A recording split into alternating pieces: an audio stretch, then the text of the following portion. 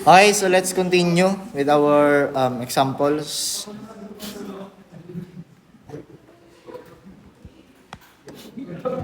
Okay, so for the third example, we have the gate in the figure. This one is the gate. Ito yung gate. In the figure shown 2.5 meter wide. So itong gate na to, kapag tinignan natin sa ibabaw, parang ganito siya. Yung width niya daw is 2.5. Ganun po yung sinasabi diyan.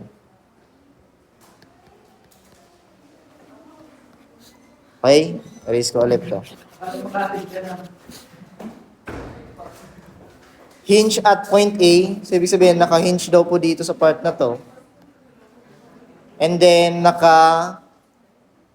naka-rest lang siya dito sa wall at point B. Ibig sabihin, nakapatong lang siya. Neglect the weight of the gate. Solve the following. Total force on the gate due to the seawater. Eccentricity. And then lastly, the reaction at point P. Kasi may dalang bag.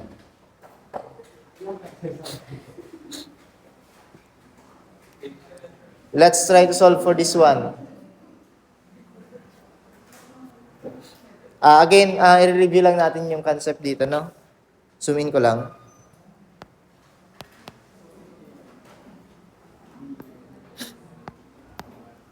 In this problem, since naka-inclined na po siya, so we need to determine the centroid CG.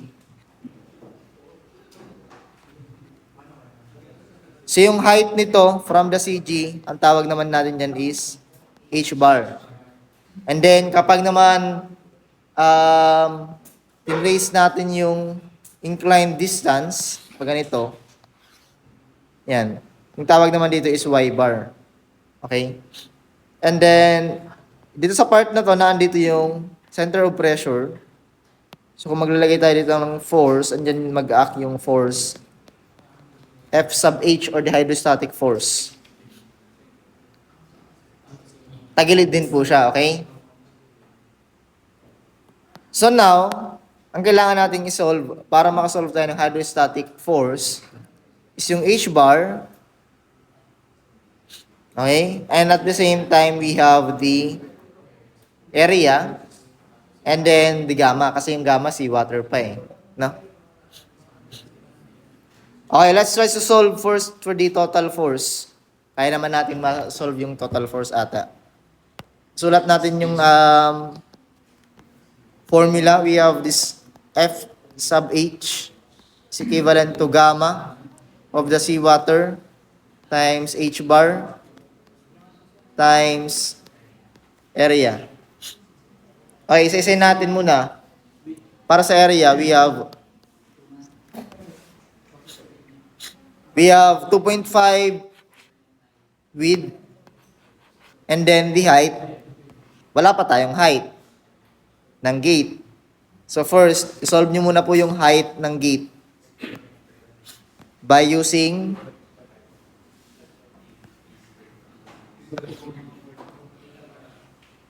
Pythagorean theorem. So we have 2 meters height and then yung horizontal distance niya is 3 meters.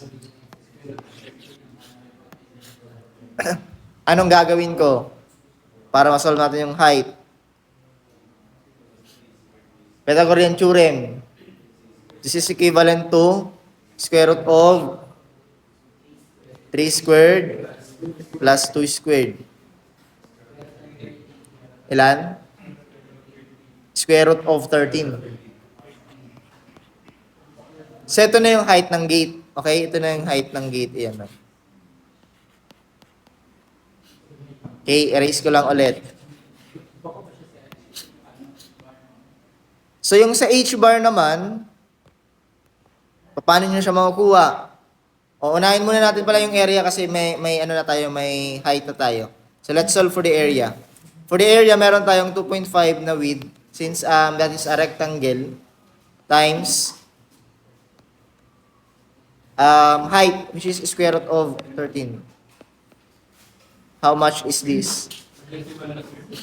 Ilan? 9.014 square meter.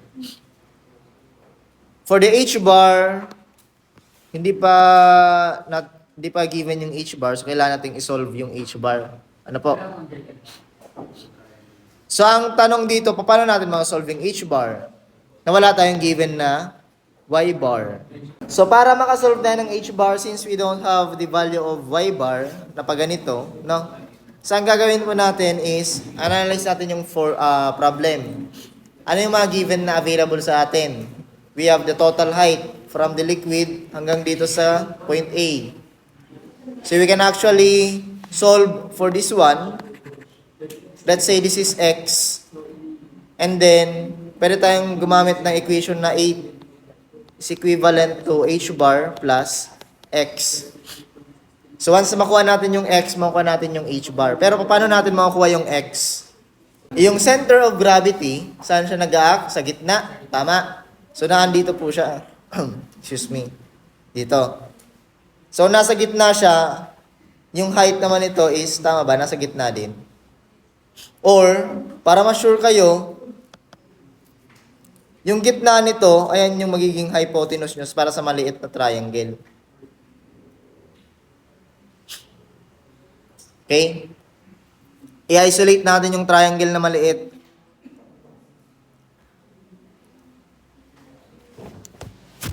Meron tayong triangle na maliit.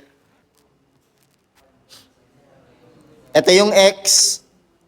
Pwede ba natin itong ma-solve angle na to?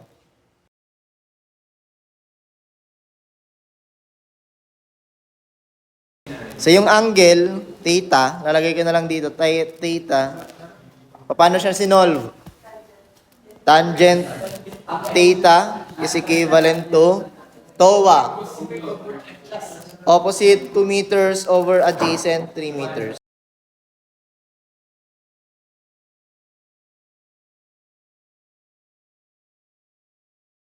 So theta is equivalent to inverse tangent, ilan?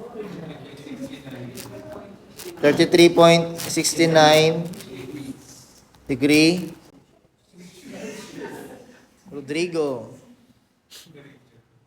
So meron kayo ditong angle na 33.69. Ito para ma-sure lang kayo. No? So, dito naman, since kalahati po yung kinoconsider natin, so kalahati din ng total height. Square root of 13 divided by 2. And then, you can solve for the x. Ano po? This is equivalent to we have sine theta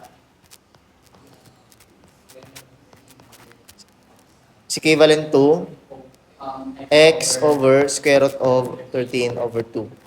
So, para sa x, we have 1. Diba? Kaya tinatanong ko kayo kung kalahati lang ito eh. Kung kalahati, edi 1. 2 divided by 2. So, kung meron na kayong 1 na x, o ilan yung h bar?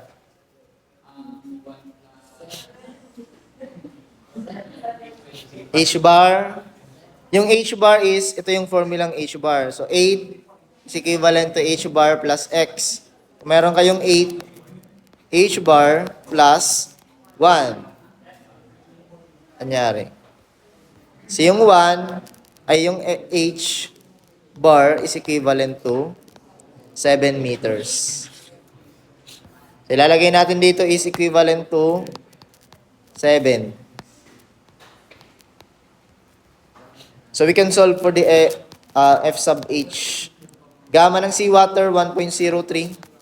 9.81 times H bar, 7 meters times 9.104. This is equivalent to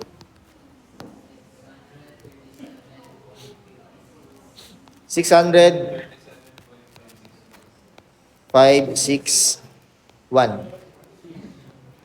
Masyado siyang malaki kasi malalim na yung tubig.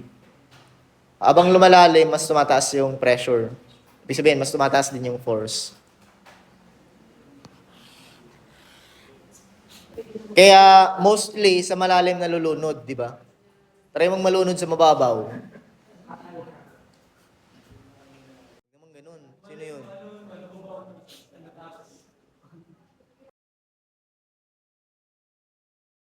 I-zoom in ko to para meron kayong souvenir. Palakihin ko lang yung iba. Ay, shucks. Anyari.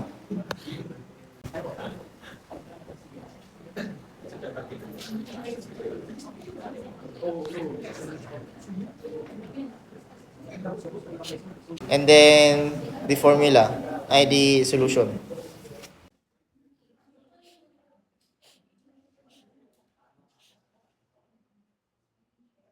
Sunod, we have letter B. Kung na-solve nyo na to, meron na kayo 2 points. 2 points lang yan, sir. Letter B, eccentricity. Lipat tayo dito.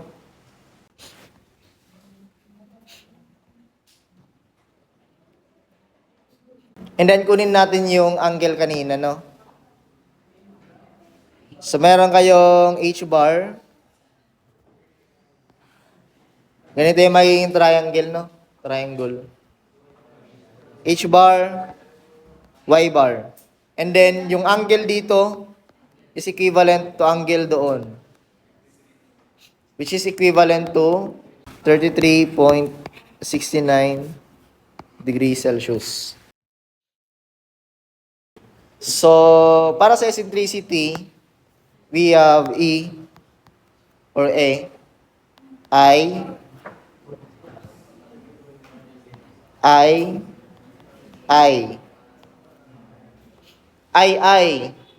Wag lang kayo malilito kung alin yung I tsaka yung I. Na-distinguish nyo yung I tsaka I. Ito yung formula ng E. I. Para sa I, we have BH cube over 12. So kahit pa yan magtagilid-tagilid, hindi po mababago yung moment of inertia niyan. Over, yung area niya naman is base times height. And then, para sa Y bar, ito naman yung Y bar. So, para makasolve tayo ng E, kailangan muna natin i-determine yung Y bar. Para sa Y bar, anong gagamitin? Bakit sign? Darating. Kasi opposite over hypotenuse. So, we have opposite over hypotenuse. So, meron tayong Y bar or sin theta is equivalent to H bar over Y bar. So, para ma-solve natin yung Y bar, ililipat na lang natin siya. Pagpapalatin natin sila ng landas. So, meron tayong H bar. Ilalim natin yung sin theta. Ito na yung magiging value ng dito sa Y bar. Okay? I-expand ko na to. Meron tayong H bar over sin theta. Salpak nyo na yung mga given. Meron tayong base 2.5. Meron tayong height ni square root of 13 raised to 3 over 12 divided by 2.5 again times square root of 13 times H bar, we have 7 divided by sin 33.69 degrees Celsius. So meron tayong makukuha ang E that is equivalent to 0.0858 meters. Paki-double check po yung sagot. So meron na tayong sagot sa letter B. Paano naman makukuha yung reaction sa B? Sir, bakit may reaction dyan? Ewan ko din. At point B, andito yung figure. Lipat tayo dun sa kabila. Ito madali na lang to sa inyo kasi mga batak na kayo. Pagdating sa reaction, we have the center of gravity. Okay, so dito po, meron daw yung reaction dito. Okay? Reaction from the point B. Ito namang hinge, meron din po yung reaction. Usually, pag ganito siya, tsaka pag ganito, kasi nga, hinge or pin. So, para ma-solve natin yung reaction at point B, or let's say RB, meron din tayong hydrostatic force from the seawater. So, ano yung magiging reaction sa B? We can actually use or solve by using moment or summation of moment. So, magmo-moment tayo doon sa isang point na maka-cancel out yung isang force, which is the point A. So, paano nag-moment tayo dito sa point A, RB, and then F sub H na lang yung kulang. Nakuha? Pero ito yung magiging problem pa natin. Kasi yung moment natin is equivalent to force times moment arm. Sa RB, ano na yung moment arm natin? Square root of 13. Kasi nga, yung height lang naman yung distance niya. Pero pagdating dito sa F sub H, ano yung moment arm? So hanggang papunta dito, ay galing dito, hanggang dito. Ito na yung X. Ay, hindi siya X kasi may X na tayo. A. Paano natin yan ma-solve? Pwede natin ma-solve gamit ito. Meron tayong kalahati ng total height. Bawasan natin ng A. Meron na tayong A. Okay? Na-imagine niya? Solve natin dito. I-redraw na lang natin yung gate. Nandito yung point A, merong hinge.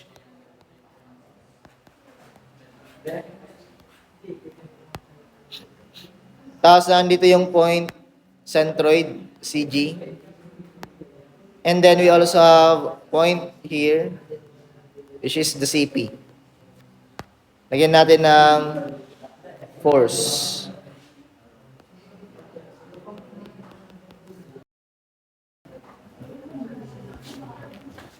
So, meron din itong mga reactions like RB. And then, this one also has RA. And then, RAY. And then, RAX. And then, we can solve for this one by using summation moment at A equivalent to 0. Erase ko muna, palakihin natin. Summation moment at A equivalent to 0. Ano yan? Anong gusto nyo? Clockwise, counterclockwise? Clockwise na or counterclockwise? Sige, try natin clockwise, positive. Paano ba kayo nagmo-moment? Unahin natin yung RB kasi kawawa naman siya. So RB, ganito yung direction ng RB, no? From here, sa mga hindi pa marunong mag-moment, ito yung arrow niya, upward. Lagyan nyo lang siya ng buntot. I-trace nyo lang papunta doon sa A. Pag ganito. Oh. Ano yan? Clockwise, counter. Counter. So this will be negative. Balik tayo sa statics. Baka kasi limot din. RB, and then, moment arm. Square root of 13. Baka kasi nakalimutan nyo na ba mali yung ginagawa nyo sa buhay nyo. Ito na yung X or moment arm. Next, F sub H. Ulitin natin kasi baka nakalimutan nyo na ulit. Pag ganito naman siya. Tama? Very useful to. Baka makalimutan nyo yung paano mag-moment bigla eh. May mga ganyan eh. So ito, clockwise or counterclockwise? Clockwise, so this is positive. F sub H, and then yung moment arm natin is, ilagay muna natin as letter A. Okay lang. Okay lang, Layla. This is equivalent to 0 kasi wala na tayong idadagdag na force. Solve muna natin yung letter A kasi wala pa tayong A. So 4A, lalagay ko dito 4A. Para ma-solve natin yung A, kailangan natin i-consider po itong eccentricity. Okay, so itong CG, nasa kalahati po yan. Yung height nito is equivalent to square root of 13 divided by 2. So babawasan natin nito, matitira, say it,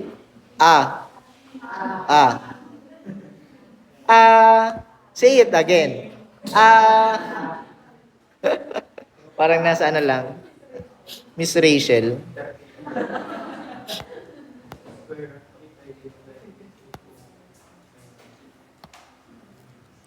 So para makuha natin yung ito yung gagamitin natin.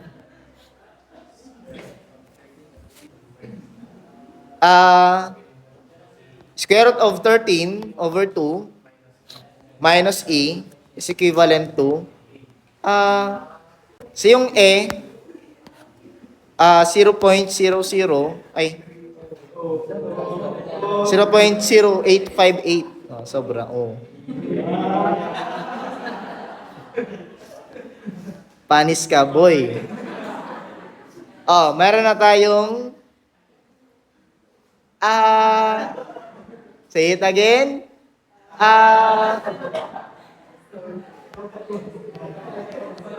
Ilan yung ilan?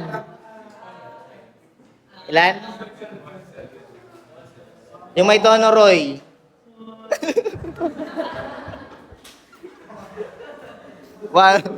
Ano, Roy? 1.717. 717. Meters. So ito na po yung ilalagay natin dito. RB is unknown.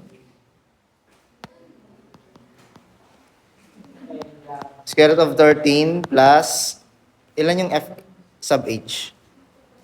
637.561. 637.561. 1.717. Equivalent to 0. So, para ma-solve nyo, para mabilis, i-shift solve nyo.